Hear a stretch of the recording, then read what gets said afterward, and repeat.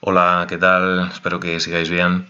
Vamos a resolver en este vídeo el ejercicio 14 en 3ds Max y lo vamos a hacer en cuanto a la organización de archivos de un modo similar a como hicimos con el 11. Como veis en el esquema, con un primer archivo Max obtendremos el render A, que se trata en esta ocasión de una composición de vistas en planta, alzado y perfil. Es decir, las vistas están organizadas en esta ocasión en torno al alzado. En un segundo archivo Max obtendremos los renders B y C, que como veis en la parte inferior se trata del render B de una vista desde el exterior con el punto de vista elevado con respecto al objeto y situado, como se observa, en el plano de simetría del objeto, y ello hace que este meridiano central se vea como una línea recta. En el render C, como veis, tenemos una vista desde el interior, ligeramente orientada de abajo hacia arriba, en la que también sucede que la visual principal está situada en un plano significativo del objeto, concretamente en el plano que separa la superficie esférica de la superficie del elipsoide. Muy bien, pues vamos a comenzar. Bueno, pues voy a importar el archivo 14. Quería recordaros en este punto que a partir de este momento no voy a dejar ningún archivo para importar, es decir, tendréis que importar vuestro propio archivo DWG, ¿de acuerdo? Muy bien, pues importamos el archivo y como siempre pues comprobamos en la primera pestaña de geometría que no rescalamos, que derivamos los objetos por capa. En esta ocasión no voy, a diferencia de lo que hice en el ejercicio anterior, no voy a aplicar el autosmooth porque quiero comprobar cómo queda el facetado con el valor que le ponga de máxima desviación de superficie para sólidos 3D. Y bueno, en cuanto a este valor, pues fijaros, de la última importación tengo este 0,02, que es un valor que voy a mantener porque, si recordáis, el radio de la esfera es de 20 unidades. Yo os di como una fórmula, así un poco para tener una idea de qué valor es el que tenemos que poner aquí, que consistía en tomar entre una centésima y una milésima de, bueno, de ese radio de curvatura, ¿no? En función de si el objeto lo veíamos en primer término o no. Bueno, si os fijáis, una milésima de 20 pues es justamente 0,02. Entonces, de este valor no deberíamos bajar. Entonces vamos a probar con este valor a ver qué tal. En cuanto al curve steps, pues bueno, voy a dejarlo en 100. Tenemos líneas curvas. En el ejercicio anterior nos dio buen resultado. Vamos a mantenerlo a ver qué tal. En cuanto a la pestaña de layers, fijaros que en mi archivo 14 de WG pues tengo todas estas capas y yo voy a seleccionar solamente la de barras, suelo y vidrio. En Spline Rendering tenemos que comprobar que tenemos activado el que las líneas se visualicen o salgan en el render como barras, y también que se visualicen de ese modo en el visor, ¿de acuerdo? Estas dos casillas deben estar activadas. Las barras queremos que sean cilíndricas, con lo cual entraremos en radial, y en cuanto al grosor, bueno, pues este valor que yo tengo aquí de 0,15 es el que tenemos que poner porque, bueno, si os fijáis en el PDF del inicio, que ya sabéis que tenéis en Polyformat, pues tenemos como dato complementario que el grosor de barras es de 0,15 unidades de dibujo. Muy bien, pues vamos a importar a ver qué tal. Bueno, ya tenemos el objeto. Voy a maximizar el visor y fijaros que las barras ya estarían en su tamaño, y yo lo que voy a hacer es ocultarlas momentáneamente para poder ver cómo queda el facetado de la superficie curva. Y bueno, yo creo que aplicándole un suavizado pues quedará bien. Entonces voy a seleccionarlo, es el objeto vidrio. Vamos a la pestaña de modificar y seleccionamos en la lista de modificadores el modificador Smooth. activamos Auto Smooth y como veis pues el resultado es más que aceptable.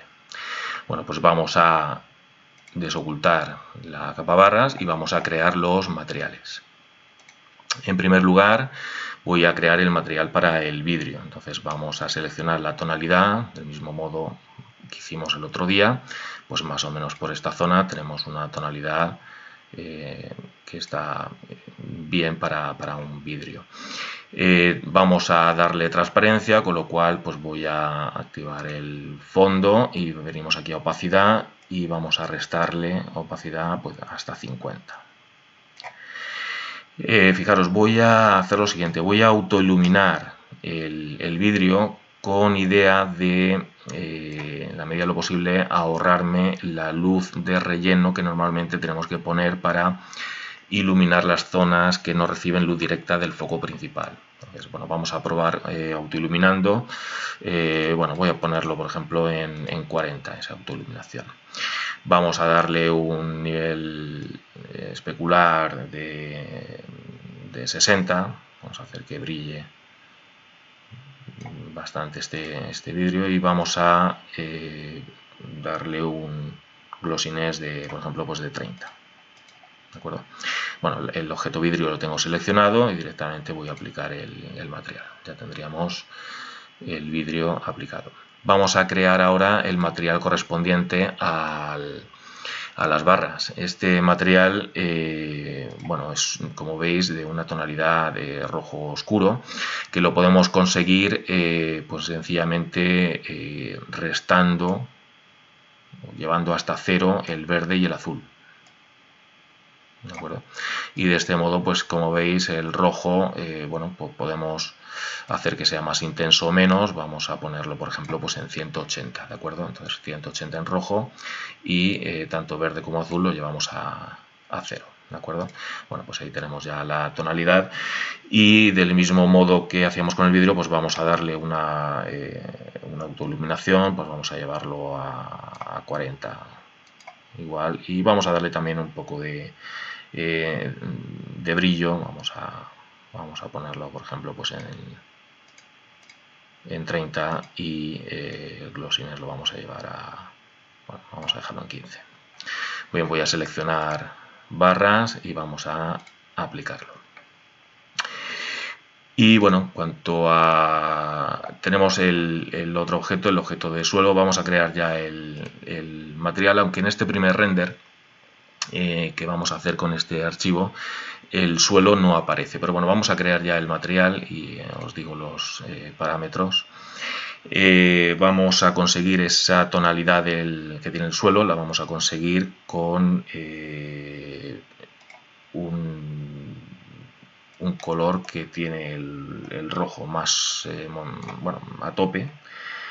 El verde lo vamos a poner en 180 y el azul lo vamos a subir a 165, por ejemplo. ¿De acuerdo? Muy bien, voy a seleccionar el objeto suelo y lo aplico. Muy bien, ya tenemos los materiales y como os comentaba, el suelo en esta ocasión para estos renders no hace falta que aparezca, entonces lo que voy a hacer es ocultarlo momentáneamente. Y aquí en este mismo visor voy a ponerme en una vista top, voy a también a activar Show Save Frames y vamos a organizar las vistas diédricas, ¿de acuerdo? Entonces, bueno, pues lo que tenemos que hacer es hacer una copia de los objetos barras y vidrio. Lo vamos a hacer en Edit, clonar, la opción copiar, ok, y desplazamos las copias, las desplazamos en modo restringido en la dirección de Y para luego girarlas. Apretamos el botón derecho del ratón con el cursor sobre el botón de giro y del mismo modo que hicimos en el ejercicio 11, pues tenemos que girar alrededor de X menos 90. Bueno, ya tenemos el objeto que hace de alzado. Voy a desplazar un poquito más para que quede algo más separado. Y ahora lo que vamos a hacer es copiar estos objetos que hacen de alzado, ¿de acuerdo? Entonces, como los tenemos seleccionados, vamos a Edit, clonar y copiamos los objetos del alzado y desplazamos en la dirección de X para luego girar un ángulo de 90 grados positivos alrededor de Y. Y ya tenemos el objeto que hace de perfil. Bueno, pues ahora vamos a ajustar el encuadre con un zoom. Bueno, y yo creo que más o menos esta disposición con respecto a los bordes de la imagen pues es suficiente. Ya sabéis que los bordes de la imagen vienen determinados por la proporción por defecto 4/3, aunque tenemos que entrar en Render Setup porque la resolución por defecto no es la que nosotros buscamos. Tenemos que cambiar a 1024 por 768. Vamos a hacer un render de prueba. Y bueno, aquí ya tenemos las vistas organizadas, pero como veis tenemos que cambiar el fondo. El fondo lo tenemos negro por defecto. Vamos a entrar en Rendering, Environment, y el color pues lo vamos a cambiar a blanco, a tope. Muy bien, vamos a renderizar. Y con esto pues ya estaríamos obteniendo el primer render. ¿De acuerdo? Lo guardaríamos y haríamos lo siguiente. Este primer archivo, una vez guardado el render, lo guardaríamos como E14-A, lo guardamos, y a continuación guardamos como E14-B.